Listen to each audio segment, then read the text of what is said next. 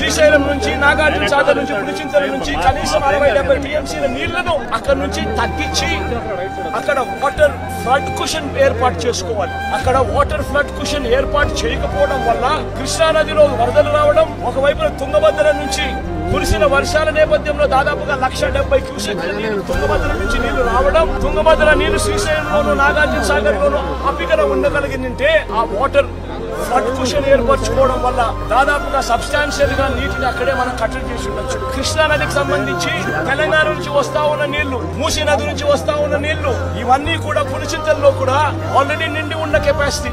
అక్కడ కూడా నీళ్లు తగ్గించుకుంటే అక్కడ కూడా నీళ్లు ఆపి ఉండే పరిస్థితి. కానీ అవన్నీ ఏమీ చేయకుండా ఎక్కడా కూడా నీళ్లు తగ్గించకుండా 30వ తారీఖు నుంచి నీళ్లు తగ్గించుకుంటూ వచ్చిందంటే ఒక 8 లక్షలు 9 లక్షలు క్యూసెక్కులు అలా పారుతా పోయింది 30వ తారీఖు నుంచి.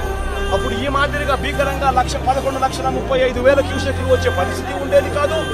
ఈ మాదిరిగా ఫ్లడ్ ఉండే పరిస్థితి ఉండేది అంతకన్నా కాదు. కానీ రాష్ట్ర ప్రభుత్వం తీవ్రంగా జాప్యం చేసి ఏకంగా చంద్రబాబు నాయుడు గారు అనే వ్యక్తి తాను ప్రజలను పట్టించుకోవాల్సిన ఆవశ్యకతను పూర్తిగా మర్చిపోయి రెడ్ బుక్ పాలనతో పరిపాలన సాగిస్తూ కక్ష సాధింపుల మీదనే ధ్యాస పెడతా ఉన్నాడు తప్ప గవర్నెన్స్ మీద ఏం చెయ్యాలి అన్న దాని మీద ధ్యాస లేకనే ఇది మ్యాన్ మేడ్ ఫ్లడ్ కింద ఇంత భీకరంగా తయారైన ఫ్లడ్ ఇది.